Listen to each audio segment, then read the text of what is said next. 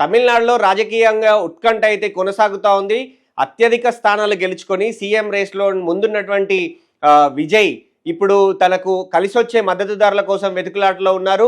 108 స్థానాలు సాధించుకున్నటువంటి టీవీకే పార్టీకి మరో 10 స్థానాలు అవసరం పడ్డాయి. సో ఈ 10 స్థానాలు ఎవరు సపోర్ట్ చేయబోతున్నారు అనేది ఆసక్తికరంగా మారింది. మనం ముందు నుంచి అనుకున్నట్టుగా ఎట్టి పరిస్థితుల్లోనూ కాంగ్రెస్ పార్టీకి అంటే తమిళనాడులో బీజేపీని అధికార కూటమిలో కూడా ఉండనివ్వకుండా చూసుకోవాలనేది ఫస్ట్ ప్రియారిటీగా ఉంటుంది అనేది ఓపెన్ సీక్రెట్గా అనేది ఉంది అని మనం ముందు నుంచి చెప్పుకుంటున్నాం.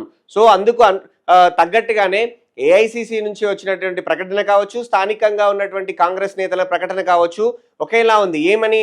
బీజేపీని ఆర్ఎస్ఎస్ శక్తులను అడ్డుకునేందుకు తాము కాంగ్రెస్ పార్టీ తరఫున కాంగ్రెస్ పార్టీ టీవీకేకు మద్దతు ఇవ్వబోతుంది అనేది ఓపెన్గా అందరూ నేతలు చెప్తున్నది. సో కాంగ్రెస్ పార్టీ అనేది టీవీకే ప్రభుత్వంలో ఉండబోతోంది.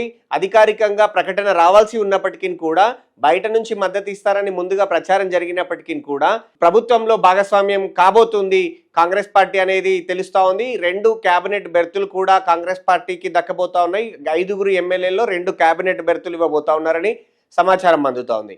ఇకపోతే ఈ 5కు తోడు సిపిఐ సిపిఎంకు 2 స్థానాలు గెలుచుకున్నారు. వాళ్ళు కూడా మద్దతు ఇచ్చే అవకాశాలు ఎక్కువగా ఉన్నాయి. సో అంటే ఎవరైతే లెఫ్ట్ పార్టీలతో పాటు ఇంకొక స్థానం కాబట్టి అది పెద్దగా ఇబ్బంది కాదు. ఇప్పటికే కెప్టెన్ పార్టీకి సంబంధించినటువంటి సీటు ఎట్లాగూ తాము మద్దతు ఇస్తామని ప్రకటించారు కాబట్టి సో విజయకాంత్ పార్టీ కూడా మద్దతు ఇవ్వబోతోంది. సో అన్ని కలిపి 118 స్థానాలు అవుతా ఉన్నాయి. అయితే ఇక్కడ మనం ఇంకొక విషయం గమనించాలి. అన్నా డిఎంకే సంబంధించి మనం బయట నుంచి అయినా సరే మద్దతు ఇద్దాము ప్రభుత్వంలోకి చేరకపోయినా సరే అనేది అన్నా డిఎంకే ఎమ్మెల్యేలు పళనిస్వామి మీద ఒత్తిడి తెస్తున్నది ఇప్పుడు ఆశ్చర్యకరంగా కనపడతా ఉంది. ఎందుకు అనంటే డిఎంకేకి స్ట్రాంగ్గా లీడర్ ఉన్నారు స్టాలిన్ రూపంలో. కానీ అన్నా డిఎంకేలో పళనిస్వామి ప్రజాకర్షక నేతగా లేరు. ఆయన కాకుండా ఇంకెవరు కూడా పెద్దలైతే ఎవరూ లేరు. అంటే ఓట్ పుల్లింగ్ చేసే వాళ్ళు ఎవరూ లేరు. ప్రభుత్వాన్ని అధికారం అంటే పార్టీని ప్రభుత్వంలోకి తీసుకురావడానికి భవిష్యత్తులో అయినా సరే అధికారంలోకి తీసుకొచ్చేటువంటి క్రౌడ్ పుల్ చేసేటువంటి నేతలు ఎవరూ లేరు అనేది ఏఐడిఎంకేల ఎమ్మెల్యేలకు సంబంధించినటువంటి ఆలోచనగా కనపడుతుంది. సో అందుకే వారందరూ కూడా టీవీకేతో జతకడదాము, ప్రభుత్వంలో ఉంటాము, ఇప్పటికే మనం ప్రతిపక్షంలో ఉన్నాము, పార్టీ ఇబ్బందుల్లో ఉంది అనేది ఏఐడిఎంకే ఎమ్మెల్యేల వాదన. సో ఏఐడిఎంకే నుంచి 35 మంది ఎమ్మెల్యేలు వేరు కుంపటి పెట్టబోతే ఉన్నట్టుగా తెలుస్తోంది. ఆ 35 ఎమ్మెల్యేలకు రాజ్యసభ ఎంపీ కూడా తోడయ్యారు. షణ్ముగం నేతృత్వంలో వాళ్ళందరూ కూడా ప్రత్యేకంగా భేటీ అయి టీవీకేకు మద్దతు ఇచ్చే ఆలోచనకు సంబంధించి పాజిటివ్గా ఉన్నట్టుగా తెలుస్తుంది. సో ఏఐడిఎంకే ఎమ్మెల్యేలు కూడా మెజారిటీ ఎమ్మెల్యేలు కూడా టీవీకే వైపే రాబోతా ఉన్నారు.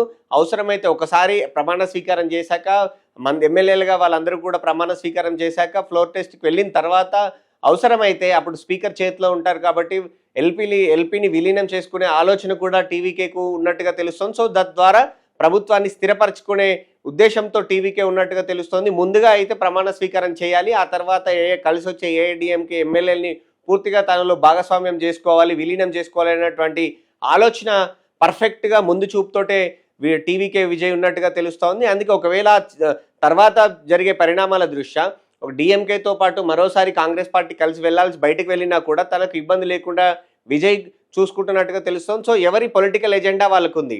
డిఎంకేతో మాట్లాడాడు రాహుల్ గాంధీ, స్టాలిన్తో మాట్లాడారు, అలాగే విజయ్తో మాట్లాడారు. ఒకే ఒక కారణం చూపిస్తూ డిఎంకే కూటమి నుంచి కాంగ్రెస్ బయటకు రాబోతోంది. ఏంటి అంటే బీజేపీ సంబంధించినటువంటి శక్తులు ఇక్కడ అధికారంలోకి రాకూడదు, ప్రజలు వారందరినీ కూడా వ్యతిరేకించారు కాబట్టి తప్పనిసరి పరిస్థితుల్లో టీవీకేకు మద్దతు ఇస్తున్నాము అని.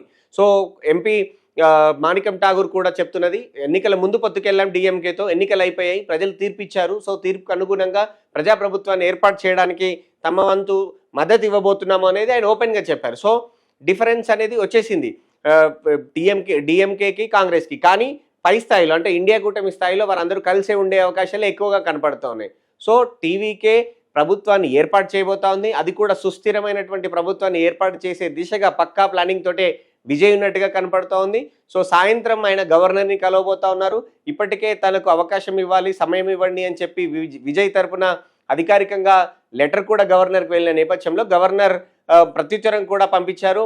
మీకు ఎంతమంది ఎమ్మెల్యేల మద్దతు ఉంది, ఎవరెవరు మద్దతు ఉందో తనకు వివరాలు ఇవ్వాలి, తద్వారా తను మిగతా నిర్ణయాలు తీసుకుంటానని చెప్పారు. సో సాయంత్రం విజయ్ వెళ్ళి గవర్నర్ను కలవబోతా ఉన్నారు. టీవీకే పార్టీ శాసనపక్ష నేతగా ఏదైతే నిన్న ఎమ్మెల్యేలు మీటింగ్ పెట్టి ఎన్నుకున్నారో ఆ కాపీని అందించడంతో పాటు తనకు ప్రభుత్వాన్ని ఏర్పాటు చేసేందుకు అవకాశం ఇవ్వాలి అని చెప్పి కోరుతూ తనకు మద్దతుగా ఉన్నటువంటి ఎమ్మెల్యేలు ఎవరెవరు ఏ ఏ పార్టీలు అనే లిస్టు కూడా అందించబోతా ఉన్నారు. తనకు అనుగుణంగా రేపు ప్రమాణ స్వీకారానికి మార్గం సుగమమైందని చెప్పుకోవచ్చు.